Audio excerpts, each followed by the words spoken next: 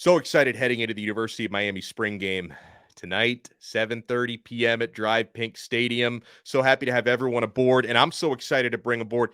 We've been talking about this young man and how he's been making waves in that backfield. We are with Michael Peraino, walk-on running back with the University of Miami, and I think this young man is talented enough to be on scholarship, and I hope that happens soon. Mike is with us now. Mike, how you doing, sir? I'm doing good. How are you? I'm doing really well, man. And I see you out there and your teammates all working so hard. First of all, how do you feel about the new coaches, right? Because, you were in the program last year, was your first year at Miami. Into the second year, a lot of changes. How do you feel about the job Coach Harris is doing, coaching your position group? And what about Shannon Dawson, the new offensive coordinator?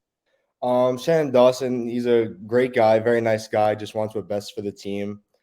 Pushes every kid to their limits to see what they're capable of. Coach Harris is very nice as well. He's very focused on making the running back room a whole, like we all support each other. Um, he's very good coaching tips. He's definitely up every single running back's game since he's gotten here. So I see great things for the running back room. I hope so. Is there anything you feel like in your game that you've been improving, even if it's not the past few weeks since you've been on campus at Miami? What part of your game have you been trying to improve? I've been working on just like my reads, my vision, and stuff of that nature, how the holes open, where to pick up our pass protections, so on and so forth. Mike Perino is with us, running back at the University of Miami. It's always exciting heading into the spring game, Mike, and you guys have been working so hard for the last 5 weeks. Do you have any personal goals, and what team goals would you like to see you and your teammates accomplish out there at DRV PNK Stadium?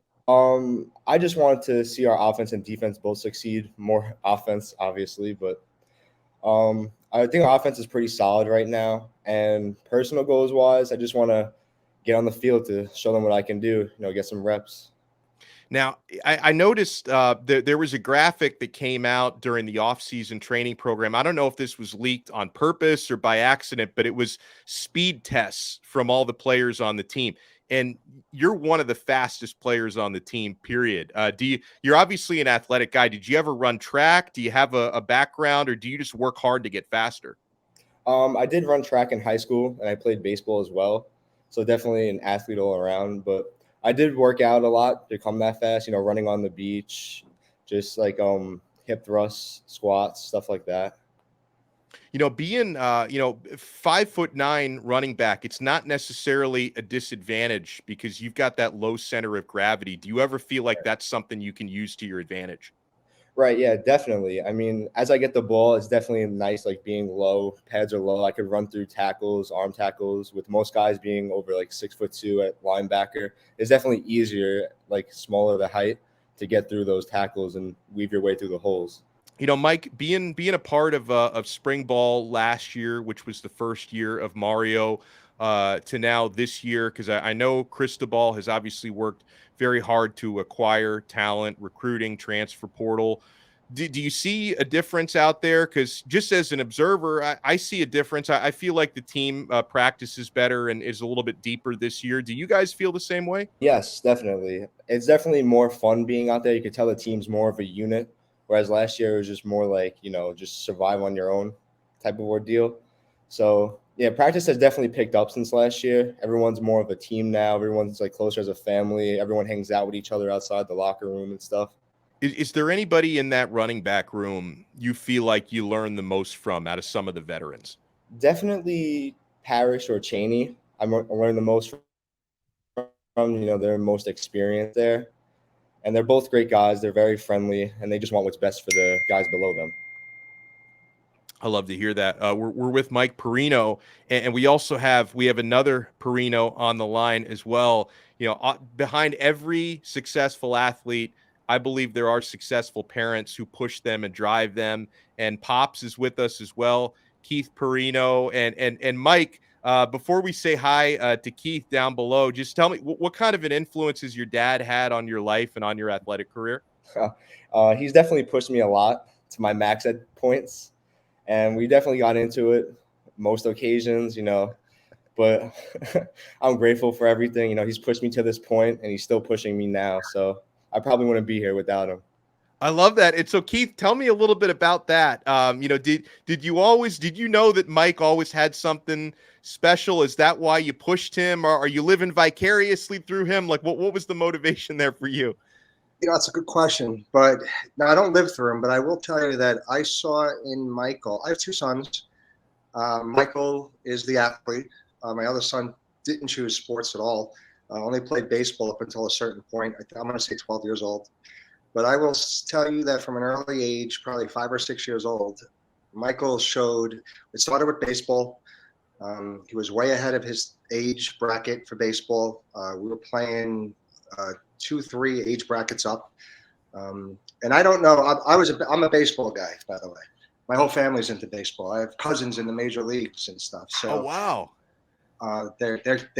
One of my cousins is a coach for the AAA Padres. So I played Division I college baseball. So it was always baseball in my realm, so to speak. And Michael took the other path. Football, not a sport that I love to watch, not a sport that I like to coach, but I knew that I had to push him because I saw the athlete in him. And he's not. We did get into it, just like any father son would get into it, because I know that he can do it. And it all came to fruition when he walks onto a Miami team, and we sit down to eat. And I said to him very frankly, I hope you know why I had to be so tough. Look at where you are right now. You made it. And now we got to get tougher because you got to make it onto the field, and then you got to keep your position on the field. It's always a battle. Life's always a battle, right? Yeah, and so Mike, when you're younger and you're getting into it with dad a little bit, in that moment you probably don't realize like why he's pushing you. You probably don't understand it, but that's one of those things. Like when you get to Miami, then probably a light bulb goes off in your head. You realize, okay, I'm glad he pushed me like this. Yeah, definitely. I remember texting him when I first got there that I was like, it's like snapped in, and I realized every time we got into it, everything that happened was for this moment. So yeah, in fact, I could tell you, Alex, one of the greatest feelings in the world was when he made it. And he texted me, and I saved the screenshot of the text. It'll be in my phone for the rest of my life. It says, "Dad, we made it." And I texted him back, and I said, "We didn't do anything. You did it. Wow. I could only tell you the path, but you did it on your own." Keith, when you're out there like this morning and you're watching practice, and like I've seen a lot of parents come out and watch practices, I'm always impressed at how all the parents, just like they all keep their composure, right? Like, are you ever tempted to yell out there, or do you kind of understand? Yeah, it's probably not a good idea. Yeah, you're always tempted. I think my wife and I want to scream out a couple of times to let them at least know we're standing there. But it's, you gotta. This program is phenomenal right now. I think I could definitely see the difference between even last semester practices as opposed to now. I think the new coaches that they brought in are superb. I totally understand what Michael says. It looks like the whole team has become a family, 100%. And I think Mario is great. I think Mario sees talent, knows what to do with it, and it cascades down. I mean, this is going to be a winning team eventually. They're going to win. Mike, you come from New York, and I think anyone who hears you and your dad talk probably say they sound like New Yorkers to me. I don't think it's a huge secret. And obviously, there have been great players at Miami over the years who have come from that area. Vinny Testaverde, of course, back in the day was one of the all-time greats. Obviously, that's not like a traditional recruiting ground from Miami. So how did you end up at Miami? Why did you pick the U? I remember visiting the U with my dad back in sophomore year. And I just fell in love with the school. And then I remember watching the football team on TV. I heard all these stories about it. And then I just set that as my goal from high school, because everyone back then, most people didn't really believe that, coming from New York, or especially out of Staten Island, that someone could make it to a program, Power 5 program. And, your journey, Mike, coming out of Staten Island, it was a difficult one, especially given the timing of your recruitment. So if I have the timeline correct, the COVID year, the year when there were lockdowns, and every state handled it differently. Like in Florida, they were able to get most of the high school games in that season. Other states like California canceled, I think, the entire season. New York canceled most of it. How were you affected by that? Because obviously, you're trying to get all your offers and you're trying to flash for all the colleges out there, and then you only had a handful of games to play that season, which was that timing was, you know, it's very unfair for you. How did that go? Right. So my senior year, we only played 4 games in the spring. Yeah. Oh, wow. And a lot of the recruiters weren't coming because of COVID. They couldn't get like the flights or anything like that. And I think I had like 30 something carries and just broke like 500 yards in those 4 games. So I definitely had some film from that. But if we had that whole season, I definitely could have had, you know, much more. But it's definitely a lot harder with the COVID. And then my previous 3 years, I was linebacker and running back. Wow. So I had this a 5-star in front of me actually at running back, and he's at Liberty now, Liberty University.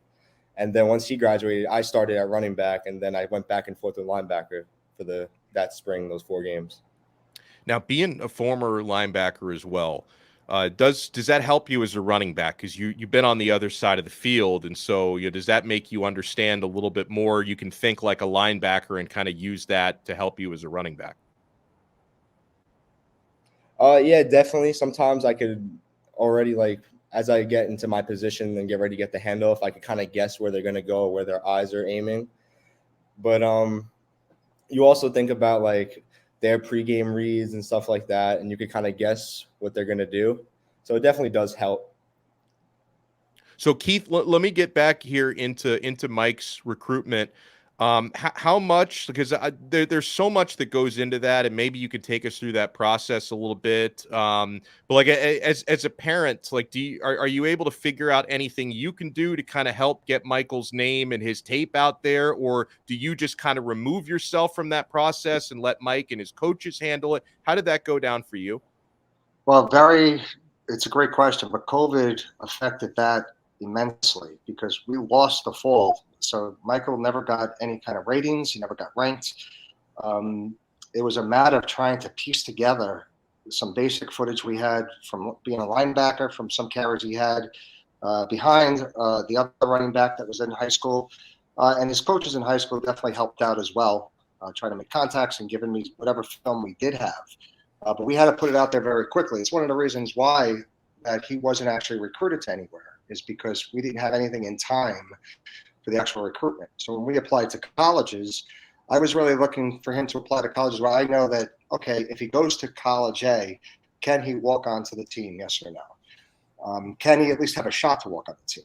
And that's really where we started. And it really left the final decision up to Michael. And it was between, honestly, I think Mike, correct me if I'm wrong, it was between TCU and Miami. And I really didn't, Texas wasn't in our wheelhouse at the time. And my son was so in love with the campus of Miami and the team itself and being a Hurricane. So I figured, let's just take a shot. Nothing to lose at this point. You know, and Mike, when I think about that COVID year as well, you know, covering recruiting, you know, so many players go out to those camps and things. And that was probably another thing. I'm sure those were all canceled that year as well. That, you know, if people weren't getting your film, you know, normally these players like, let me go to the Under Armour camp and this, that, and the other, but none of that was going on either, right? Yeah, no, all the camps were canceled. So it definitely made it a lot tougher. Well, we actually have one other obstacle with camps, just so you know what goes on with camps when you're from New York. So because the school year in New York ends a month later, by the time the school year ends, most camps have already been done. And as you know, you can't go, let's say, to the Gators camp or the Hurricanes camp, which takes place in May or June. In New York, kids get out of school at the end of June. So by the time school gets out, we usually miss all the camps. In prior years, I would have to pull him out of school for a certain amount of days to get to some of those camps. So he gets the experience, he gets his feet wet. It's why when he graduated high school, instead of rushing right to college, we took a semester to play football in Florida. He went and did a program in Central Florida.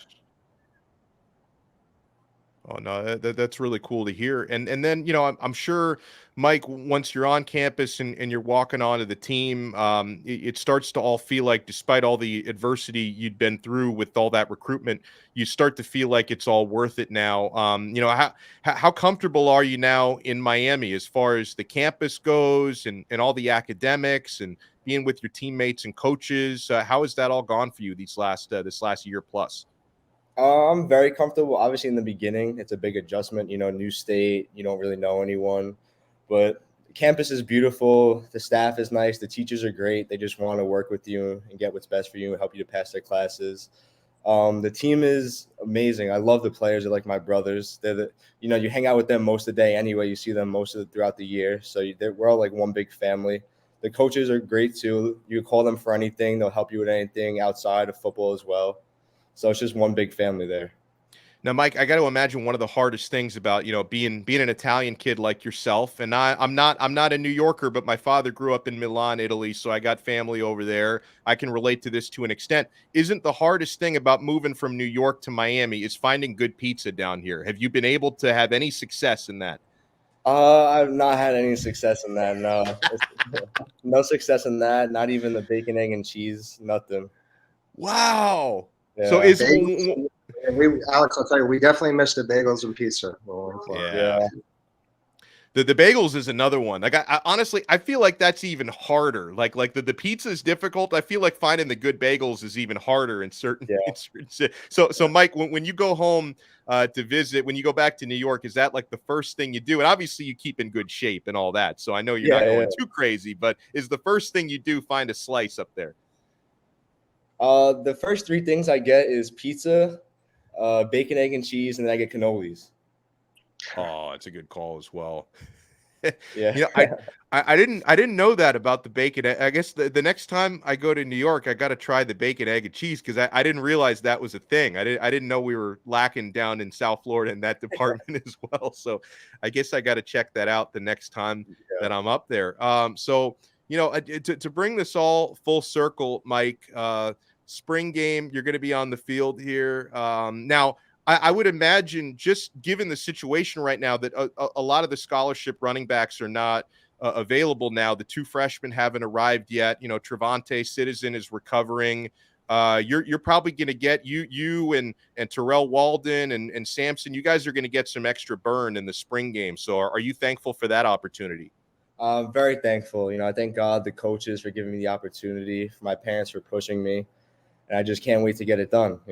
Excited to get in there. I love it. I love it. And Keith, you can yell now when you're just watching practice, you gotta be respectful. I would imagine in the spring game, you're going to be yelling at the top of your lungs. Oh yeah. We're going to be screaming. We're going to be taking our pictures, which we can't take during those practices. Yeah. And I got to tell you also, the parents on this team are really come together as a unit. Very friendly. Everybody's really good people.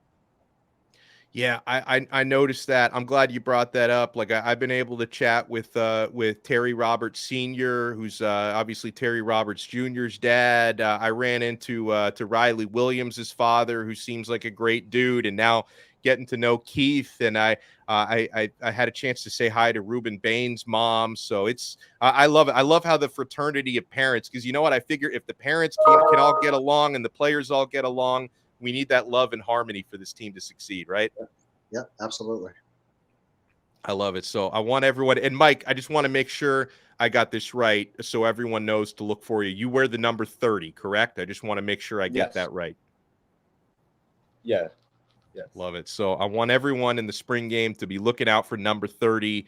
He's going to be making plays out there. Mike Perino, thank you so much for taking the time, sir. I appreciate it. No problem. Thank you for having me. And Keith, thank you so much. And what is that you're sitting in front of? I feel like you're inside a temple or something doing this. I like the backdrop. Just a painting. Just a painting. I love it.